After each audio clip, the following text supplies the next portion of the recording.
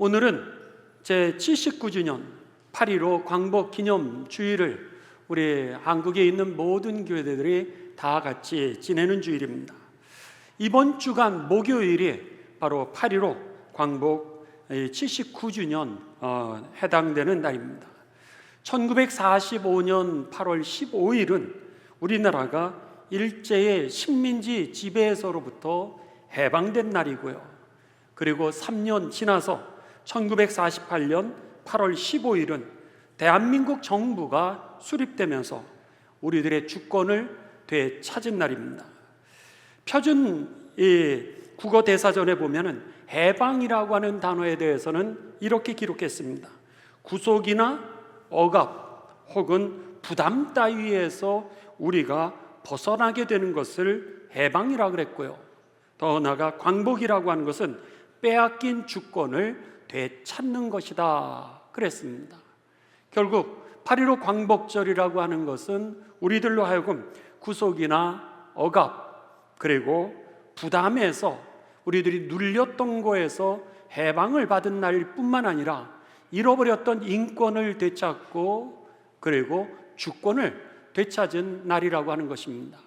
그런 면에 있어서 여러분, 우리들에게 자유와 해방을 주시고 잃어버린 주권과 인권을 되찾게 하신 그 하나님께 찬송과 영광을 올려드리는 감사의 주간이 되시고 감사의 예배가 되시기를 주님의 이름으로 축원합니다.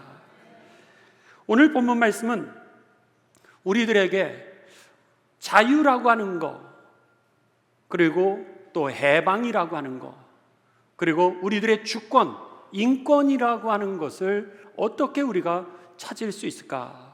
되찾을 수 있을까? 회복할 수 있을까? 그 물음에 대하여 답하는 말씀이 오늘 본문 말씀입니다. 따라서 오늘 본문 말씀을 우리들이 묵상하시는 가운데 이 자유, 그리고 해방, 그리고 인권, 그리고 우리의 주권, 권리, 그 모든 것은 하나님이 되찾게 하신다라고 하는 것, 그것이 저와 여러분에게 깨달아지게 되시기를 주님의 이름으로 축원합니다. 한번 따라 하시겠습니다. 이 민족의 희망은 교회입니다. 할렐루야. 오늘 본문 말씀을 우리가 같이 읽어갑니다. 16절 먼저 보시겠습니다. 예수께서 그 자라나신 곳 나사렛에 이르사 그랬습니다. 예수님이 이제 베들레헴에서 태어나셨습니다. 유대 땅 베들레헴에서 태어나시고 그리고 나서 자라신 곳은 어디냐? 바로 이 나사렛이라고 하는 동네임을 오늘 성경을 통하여 우리들에게 가르쳐 줍니다. 계속해서 봅니다. 안식일에 늘 하시던 대로 회당에 들어가사 그랬습니다. 그러니까 예수님이 자라나시면서 늘 주일이 되면은 교회에 가셨다라고 하는 겁니다. 안식일이 되면 어려서부터 시간을 구별하고 삶을 구별하여서 하나님 앞에 거룩한 예배를 드리셨던 삶이 예수님의 생애였음을 우리들은 짧지만 이 말씀을 통하여 알 수 있다라고 하는 겁니다. 바라기는 예수님을 따라가는 삶이 그리스도인의 삶입니다. 그리스도인은 예수님의 제자라 이렇게 크리스찬이라 부르게 됩니다. 따라서 여러분 기억하십시오. 오늘 예수님을 닮아가는 삶은 어떤 삶이냐? 모든 상황과 조건 속에서도 시간을 거룩하게 하는 것, 그리고 삶을 거룩하게 하는 것, 그리고 예배에 성공하는 삶임을 기억하시면서 그런 삶이 되시기를 주님의 이름으로 축원합니다. 계속해서 갑니다.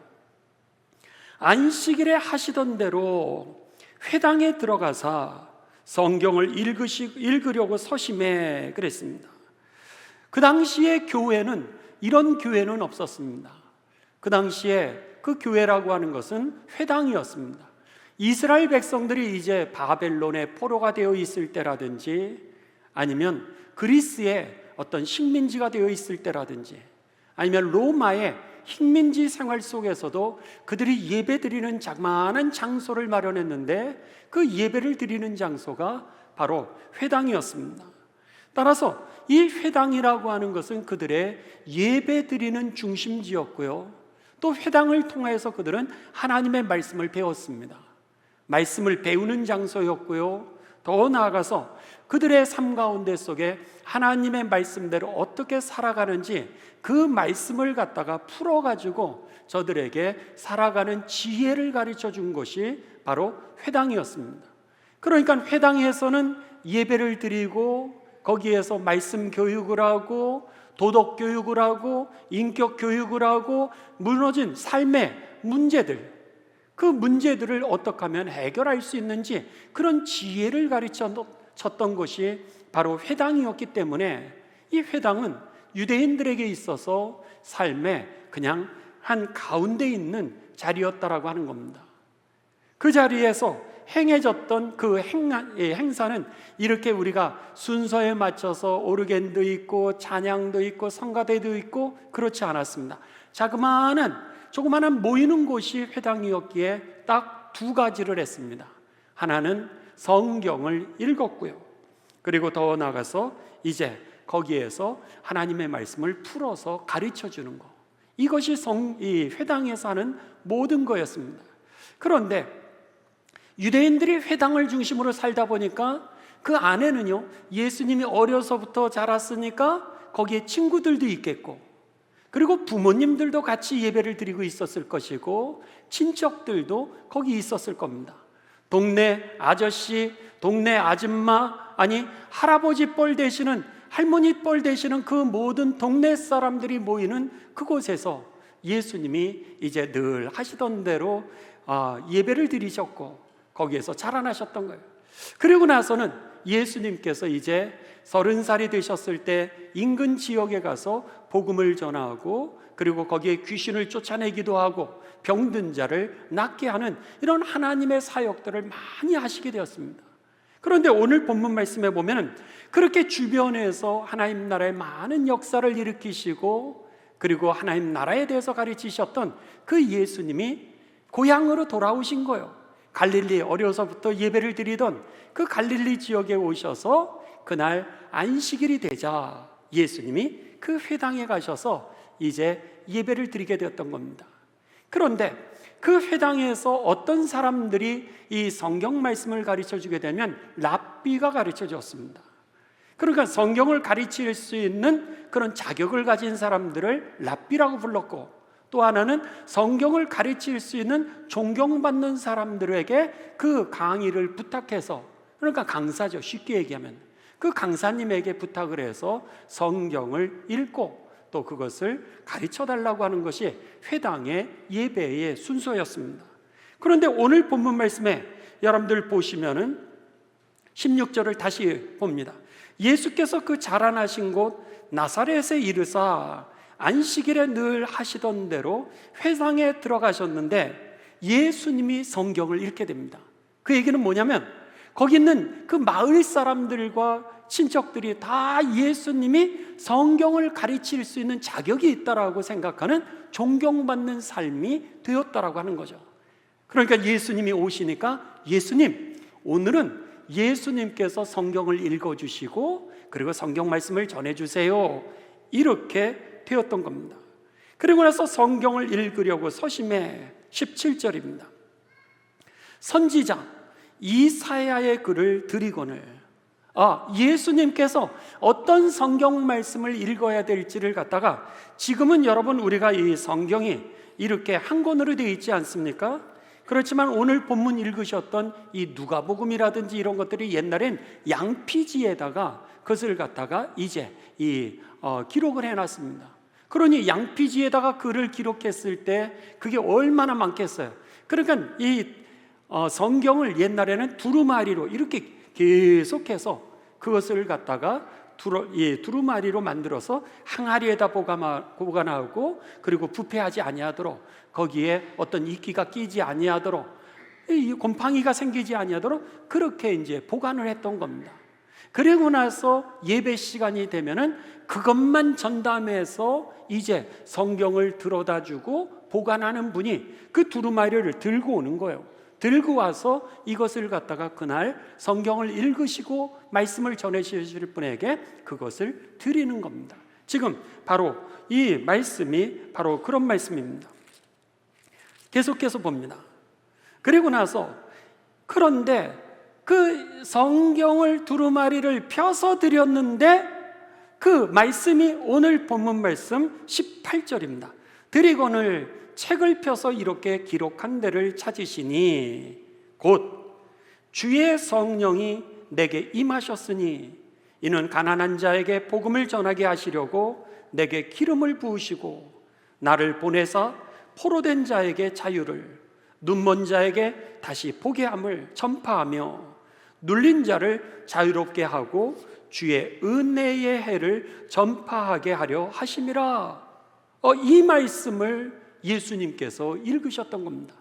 여러분들이 가지고 계신 성경책에, 제 성경책에는 18절에 되어 있는데 기역, 니은, 디귿, 리을 하면서 미음이라고 이렇게 여러분 붙여져 있는 성경이 있으실 겁니다. 그러면 그 미음이 뭘 뜻하는 거냐면 성경 맨 아랫단으로 가시게 되면 이 귀절이 어디에 있는 귀절인지, 어디에서 온 건지가 기록이 되어 있습니다. 여러분들 이 성경책에 만일 미음이라고 되어 있는데 이 밑에 성경 맨 아래로 가시면 어디라고 써 있죠? 이사야서 61장 1절 그 이하 이렇게 써 있죠. 그러니까는 이 말씀, 예수님이 읽으셨던 이 성경 말씀은 어떤 내용이었냐면 이사야 선지자를 통하여 700년 전에, 예수님 오시기 전 700년 전에 하나님께서 이사야 선지자를 통하여 예언하신 그 말씀이었습니다. 그런데 그 이사야 선지자를 통하여서 예언된 그 말씀의 배경은 지금 바벨론에 의하여 이스라엘 백성들이 포로가 되었습니다. 지금은 여러분 식민지, 우리가 일제의 식민지 생활도 어렵지만 옛날에 포로가 되었다라고 하는 것은 노예가 됐다라고 하는 겁니다.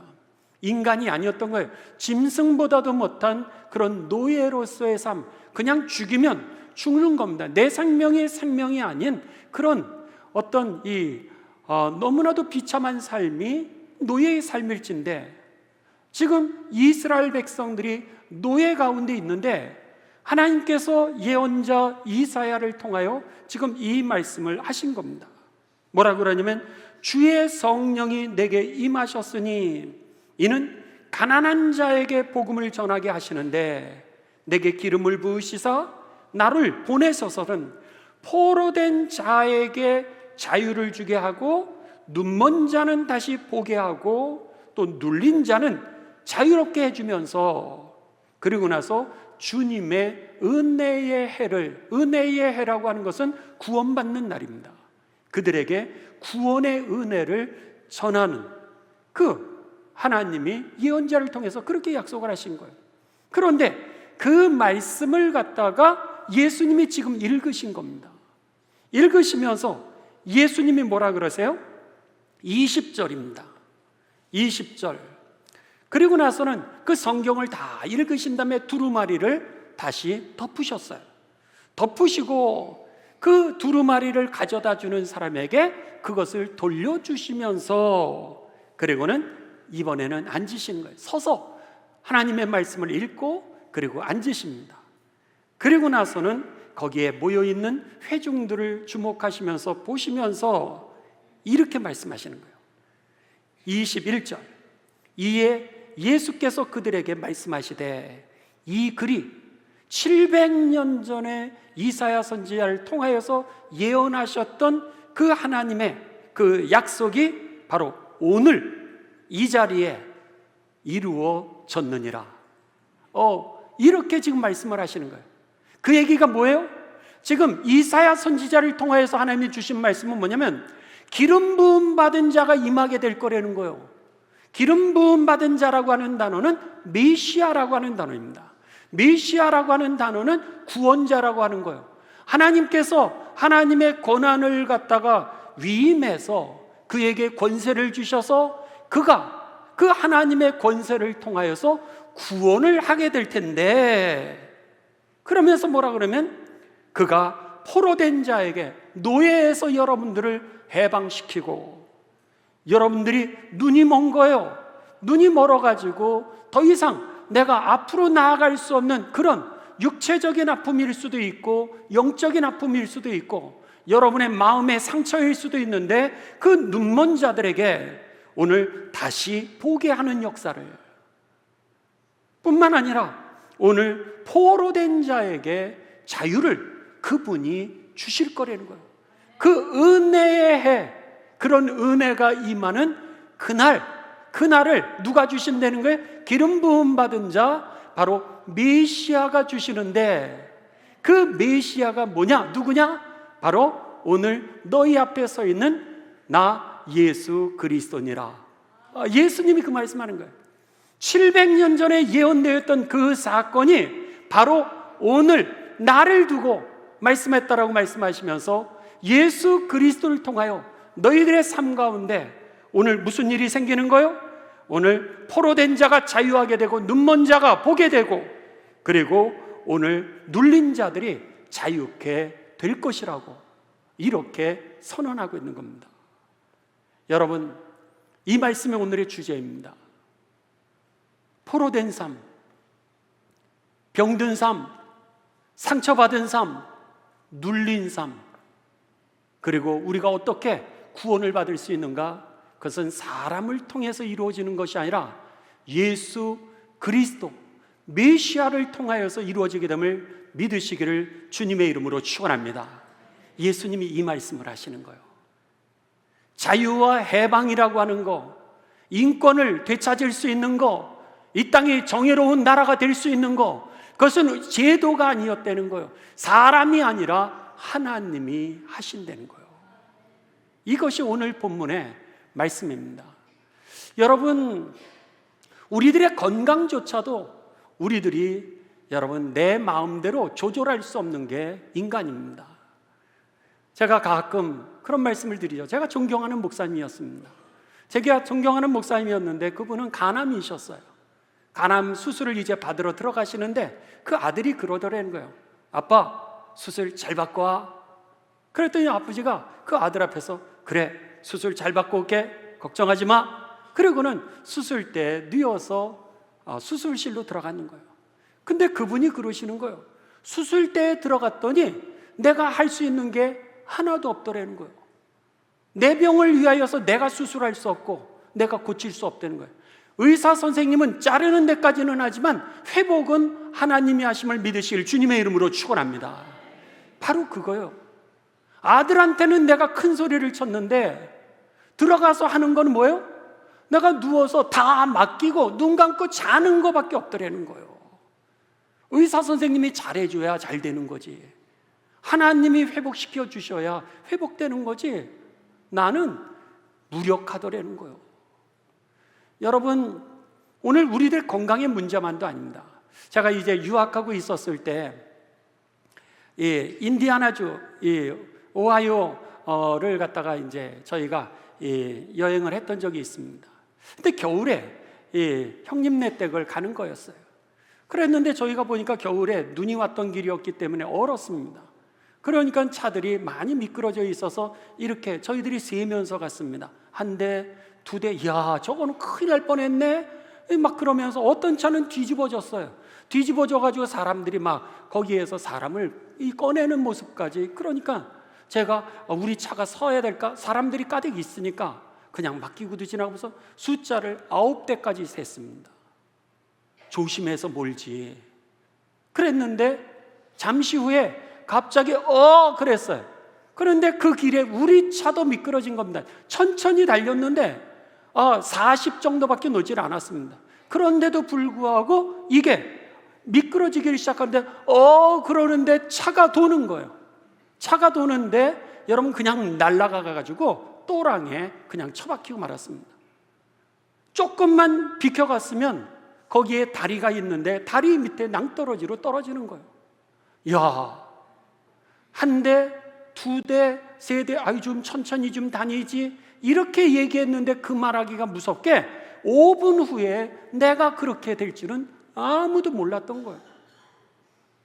여러분, 그것이 우리들의 인생이라고 하는 겁니다. 오늘 자유라고 하는 거, 해방이라고 하는 거, 행복이라고 하는 거, 건강이라고 하는 거, 치유라고 하는 것이 내 손아귀에 있으면은 내가 마음대로 할 수 있다면 여러분은 하나님을 안 믿어도 되실 겁니다.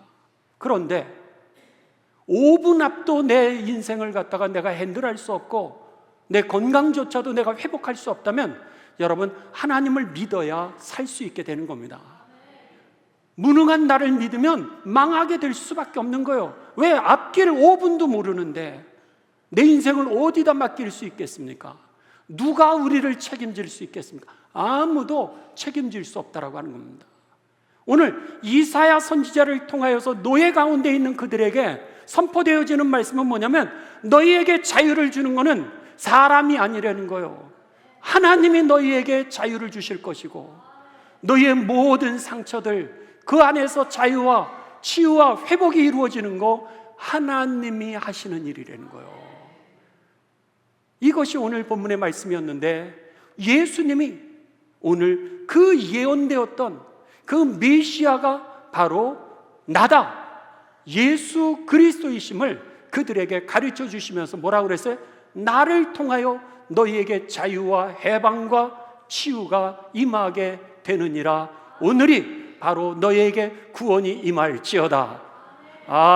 예수님께서 그렇게 축복하신 것이 오늘 본문의 말씀이었던 겁니다.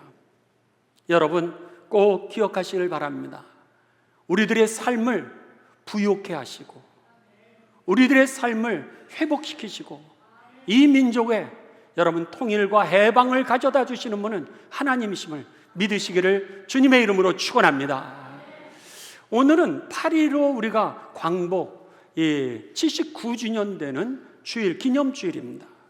그랬을 때 한번 생각해 보십시오. 우리나라가 주권을 잃은 것은 1910년이었습니다. 1910년에 나라의 주권을 다 잃어버리게 되고 우리는 36년 동안의 식민지 삶으로 들어가게 되었습니다. 그리고 나서 1940년대가 됩니다. 1940년대가 되자 이 탄압이라고 하는 것은 더욱더 가혹해집니다. 일본이 중일전쟁을 일으키게 되고 태평양 전쟁을 일으키게 되면서 군사력이 더 필요했고 군수 물자가 더 필요하게 되면서 이제 강제 징병을 하게 됩니다.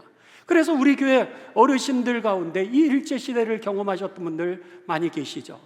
그래서는 이제 강제로 그 전쟁터에 나가야만 했고, 그리고 전쟁에 필요하니까 모든 자원들이 수탈되기를 시작했습니다. 이전에도 수탈되었지만은 이 40년대는 더더욱이 고통스러운 시간이었습니다. 그리고 나서 이제는 우리말 사용하는 것이 금지되게 됩니다.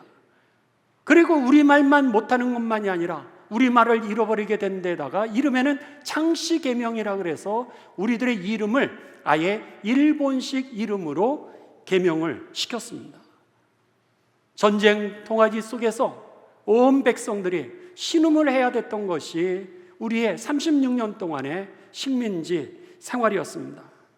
그러던 어느 날 1943년 11월 27일 날 이제 연합국들이 카이로 선언을 하게 되면서 대한민국을 이제 승전을 하게 되면, 전쟁에서 승전을 하게 되면 대한민국을 자유로운 독립국가로 승인하겠다라고 하는 약속을 하게 됩니다. 그리고 나서 1945년 7월 26일에 다시 연합국들은 포츠담 선언을 통하여서 일본의 무조건 항복을 갖다가 요구하게 됩니다. 그런데 일본이 항복하지 않습니다. 그렇게 되자 8월 6일 날 1945년 8월 6일 날 미국이 일본 히로시마에 원자탄을 투하하게 됩니다. 그랬는데도 불구하고 일본이 항복하지 않았습니다. 그렇게 되자 다시 3일 후에 1945년 8월 9일 미국이 이번에는 나가사키에 두 번째 원자탄을 투하하게 됩니다. 결국 두 번째 원자탄까지 투하가 된 이후에 비로소 6일 뒤에 8월 15일 날 일본의 천황이 이 라디오 방송을 통하여서 무조건 항복하겠다라고 하는 항복 선언을 하게 됩니다. 우리나라는 그 항복 선언을 듣고도 이게 진짜인지 가짜인지 사실 몰랐습니다. 그랬는데 8월 16일 그 다음 날 서대문 형무소가 열려지게 되면서 이제 거기에서 이 정치범들 그리고 일제에 저항했던 독립군들이 풀려나게 되면서 그들이 이제 만세를 부르기를 시작합니다. 독립문에 있었던 그 태극기 문양을 그들이 보고서 그리면서 종이를 들고 나오고 일장기에다가 거기에다가 그것을 갖다가 대한민국 국기로 바꾸게 되면서 우리가 텔레비전에서 보는 만세하면서 사람들이 나와서 태극기를 흔들던 그 장면은 8월 15일 날 있었던 장면이 아니라 8월 16일 날 있었던 역사적인 사건입니다. 그리고 지방은 그거조차도 몰랐습니다. 그랬을 때 서울에서 시작되었던 우리가 해방되었다라고 하는 그 만세운동이 그 다음 날 지방으로 가게 되면서 지방에서 8월 17일 날 이제 만세운동이 일어나게 되면서 정말로 우리가 일제식민지에서 해방이 됐다라고 하는 그런 이 운동이 일어나게 되었던 겁니다. 그리고 나서 이제 그 이후로 3년 후 1948년 8월 15일 날 우리가 건국을 하게 됩니다. 비로소 절대 이 주권을 우리가 찾을 수 있는 날은 해방된 이후에 이 3년 후 1948년 이 8월 15일이었습니다. 그런데 문제는 우리가 주권은 되찾았지만은 나라로서 인정을 받는 건 또 다른 문제였습니다. 그 나라로서 독립국가로 인정을 받는 건 유엔에서 그것을 승인해줘야만 했습니다. 그런데 그 유엔에서 있게 되는 이 유엔 회의가 1948년 12월 15일까지 회의가 이루어지게 되는데 한국에서는 대한민국에서는 장면 박사를 이제 그 대표단으로 세워가지고 그 유엔 프랑스에서 시작되었던 유엔 회의에 참여해서 대한민국을 독립 신생국가로 인정해달라고 그렇게 참여를 했습니다. 그랬는데 이미 북한을 갖다가 설립했던 소련이 반대를 하는 거예요. 유엔에서 우리가 독립국가의 인정을 받아야 되는데 안건이 상정되지 못하도록 토론하는 장소에서부터 계속해서 소련이 이승만 독재 정권의 국가이고 이 나라는 안 된다고 나라로서 독립을 시킬 수 없다라고 그래가지고 소련이 계속적으로 반대를 했습니다. 무려 1시간 반에서 2시간씩 발언대를 잡고 대한민국 독립을 반대했습니다. 그리고 나서 소련 대표가 지치면은 폴란드 공산주의 대표가 나와가지고 대한민국은 독립을 시켜서는 신생국가를 세워서는 안 된다라고 끊임없이 그들이 이제 반대를 했습니다. 결국 대한민국의 독립은 12월 15일까지 유엔의 승인을 받아야지만 되는데 12월 14일까지 소련과 폴란드가 극단적으로 반대를 하면서 대한민국의 독립은 어려움을 겪기 시작합니다. 마지막 15일 날 폐회하는 그 다음 날 하루가 남게 됩니다. 이대로 갔다가는 그냥 대한민국은 독립이 돼서 나라로 인정을 못 받고 그냥 또다시 식민지가 될 수 있는 그런 상황입니다. 이랬을 때 그 한국 대표단이었던 인도하고 있었던 장면 박사가 거기에 대표단에게 요청을 합니다. 내일이면 유엔 회의가 끝나게 되는데 여기 프랑스 도시에 있는 그 한 교회를 찾아가서 우리가 하나님 앞에 기도합시다. 우리가 금식하고 기도함으로 인해서 하나님의 도우심이 아니면은 우리나라 주권 국가가 될 수 없습니다. 이래가지고는 장면 박사와 그 대표 일단들이 무리들이 프랑스에 있는 그 교회에 가서 그들이 철야를 하고 금식을 하면서 그날 밤을 지내게 됩니다. 그리고 나서 그 다음날 유엔 총회에 참석을 합니다. 그런데 프랑스하고 여기 이 나라들이 폴란드가 극단적으로 반대를 하게 되니까 결국 대한민국의 이 독립국가 인정 이 문제가 유엔 회의의 맨 마지막으로 상정이 되고 말았습니다. 그러니까 맨 마지막으로 그것이 밀리게 되면서 이제 다른 회의들을 갖다가 하게 되고 그리고 나서는 맨 마지막 시간이 되었습니다. 그랬는데 이제 제한된 시간만 뭉개면은 대한민국은 주권이 없는 거예요. 독립국가가 될 수 없는 겁니다. 그런데 아니나 다를까 소련 대표가 이제 참여하게 된다. 비슨스키가 거기에 나와서 발언을 하기를 시작합니다. 대한민국은 독립국가로 인정할 수 없다는 거예요. 그러면서 그가 반대를 하는데 놀랍게도 그가 반대를 하던 5분 후에 목이 막히기를 시작했습니다. 목에 결절이 오게 되면서 말을 못하게 되었고요. 그의 심장에 여러분 이상이 생기면서 호흡곤란이 오기를 시작했습니다. 결국 그 자리에서 앰뷸런스를 불려서 그를 갖다가 이제 실어서 병원으로 이송하게 됩니다. 그런데 소련이 극단적으로 반대했을 때 그 다음 타자는 폴란드의 그 공산주의가 이 대한민국의 독립을 승인하지 않도록 하는 주자였는데, 원래 짜고 와서 그것을 뭉개는 자리였는데, 소련 대표가 1시간이나 2시간이나 이렇게 시간을 끌기로 약속을 했는데 5분 만에 끝날 줄 모르고 밖에서 딴 일을 보고 있었어요. 그러니까 유엔 회의 의장이 뭐라면 다른 사람 발언할 사람이 있습니까? 근데 폴란드 대표가 밖에 있으니까 아무도 없는 거예요. 그러면 더 이상 발언할 사람이 없으면은 그러면은 표결에 붙이겠습니다. 이렇게 하고 표결을 붙이게 되면서 47대 8로 통과가 됩니다. 할렐루야. 야, 이 박수감이죠, 정말. 여러분, 하나님이 도우셨음을 믿으시길 주님의 이름으로 축원합니다. 누가 소련 대표의 입을 막을 수 있겠습니까? 누가 소련 대표의 그 목에 결절이 생기도록 할 수 있겠습니까? 누가 그의 호흡을 막고, 아니 거기에 폴란드 대표는 국가대표니까 당연히 회의석상에 있어야 되는 거 아니에요? 근데 이 소련 대표가 당연히 그 일을 할 줄 알고 밖에 나가 있음으로 인하여서 오늘 여러분 대한민국의 독립은, 그리고 주권국가로서의 유엔의 인정은 하나님의 역사였음을 믿습니다. 하나님이 하신 거예요. 인간적인 환경이라든지 인간적인 어떤 이 도구를 통해서는 불가능했던 일이었는데 하나님이 하신 게 우리가 주권국가가 될 수 있었던 겁니다. 그런데 이렇게 돼서 1948년 12월 15일 날 대한민국은 이제 유엔이 인정하는 그 독립 신생국으로 인정을 받게 됩니다. 근데 더 큰 문제는 1년 후였습니다.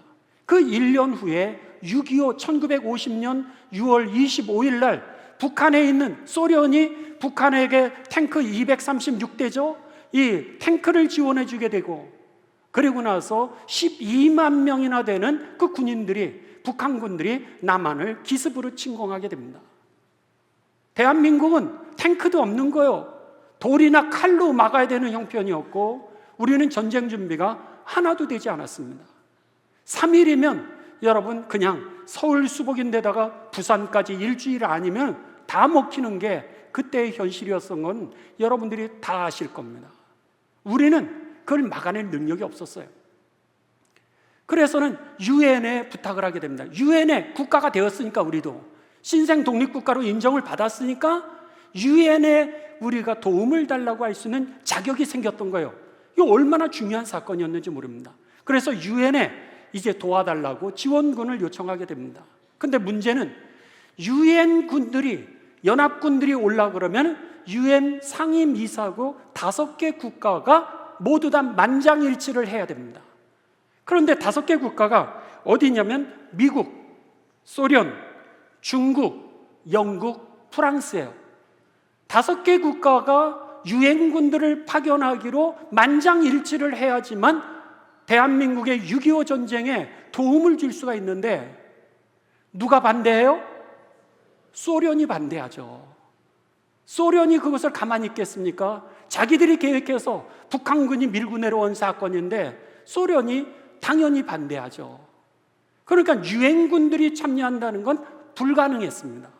그랬는데 놀랍게도 어떤 이유인지 모르지만 참석한다 그랬던 소련 대표가 참석을 못했습니다. 할렐루야. 그래서는 4개 국가, 미국, 중국, 영국, 프랑스가 4개 국가가 통과를 시켜버리고 말았어요. 그러면서 급작스럽게 유엔군들이 이제 전쟁에 도움을 주기 시작하면서 우리가 나라를 잃어버리지 공산주의가 되지 않았던 것입니다. 할렐루야.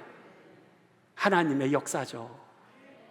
누가 그 소련 대표를 여러분 안전보장 이사회에 참여하지 못하게 했겠어요? 소련이 눈을 뜨고 불을 켜고라도 어떻게 해서든지 수단 방법을 가리지 않고 그 안전보장 이사회에 참여해서 절대로 전쟁에 개입을 못해야 이 땅이 소련 땅이 되는 거 아니겠습니까? 근데 어떤 이유였는지 그들은 참여를 못했고, 그리고 만장일치로 유엔군이 참여하면서 결국 대한민국은 오늘에 이르게 되었던 것이죠. 돌아보면은 이 대한민국의 해방의 역사가 여러분 오늘 우리 힘으로 된 겁니까? 아니요. 이 대한민국의 자유의 역사가 여러분 우리의 힘으로 된 겁니까? 아니요. 눌림에서 우리가 인권을 되찾고 오늘 자유할 수 있는 이 능력은 하나님이 우리들에게 주신 사건인 줄을 믿습니다. 그러기에 오늘 우리들의 삶 가운데 예수님이 지금 그 말씀하시는 거예요. 노예되어 있었던 그들에게, 눌린 자에게 오늘 자유를, 오늘 포로된 자에게 해방을, 병든 자, 눈먼 자에게 그들을 다시 보게 하는 능력은 바로 메시아, 하나님이 약속하신 그 그리스도를 통하여 이루어지게 된다는 거예요. 여러분, 오늘 대한민국의 소망이 주 예수 그리스도 안에 있음을, 그 이름 안에 있음을 믿으시기를 주님의 이름으로 축원합니다. 마지막으로 여러분에게 독일이 통일이 되었던 사건을 잠깐 말씀드리고 마치도록 하겠습니다.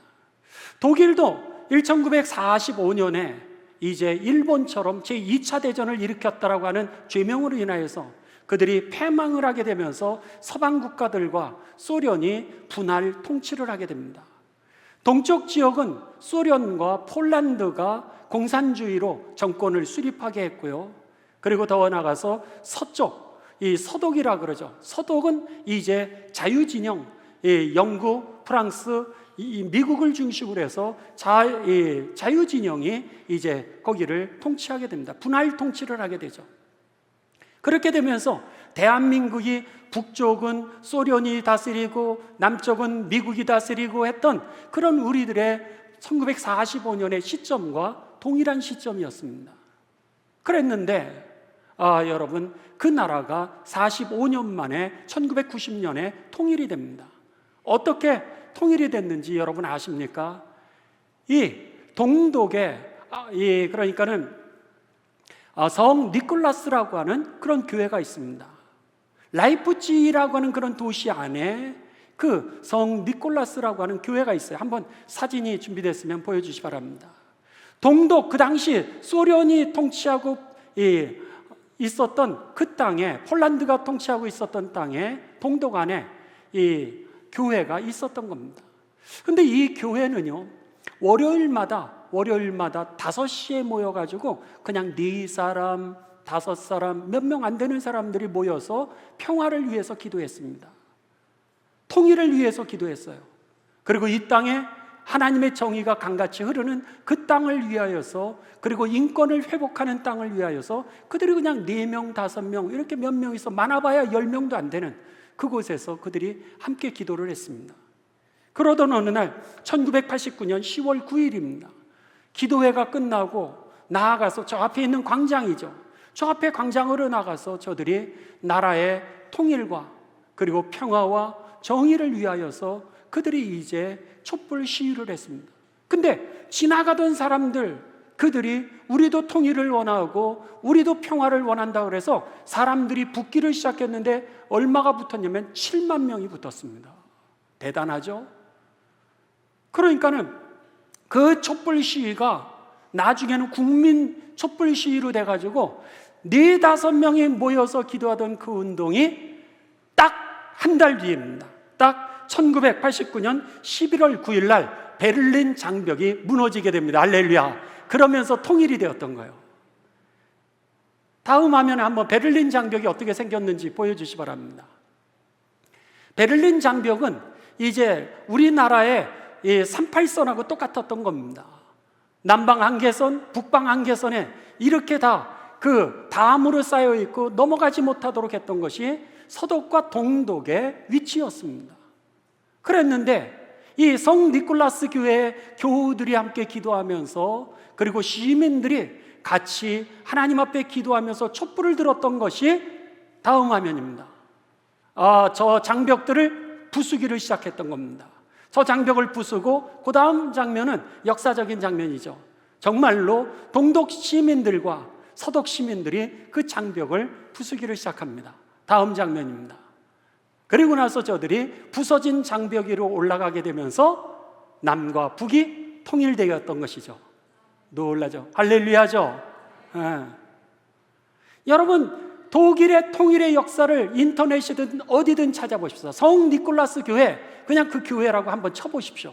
그러면은요, 독일 통일의 초석이라고 나옵니다. 그 기도운동이 아무것도 아닌 줄 알았는데 그들을 맡고 있었던 공산정권의 경찰들, 군인들이 그들의 평화운동에 참여하기를 시작했습니다.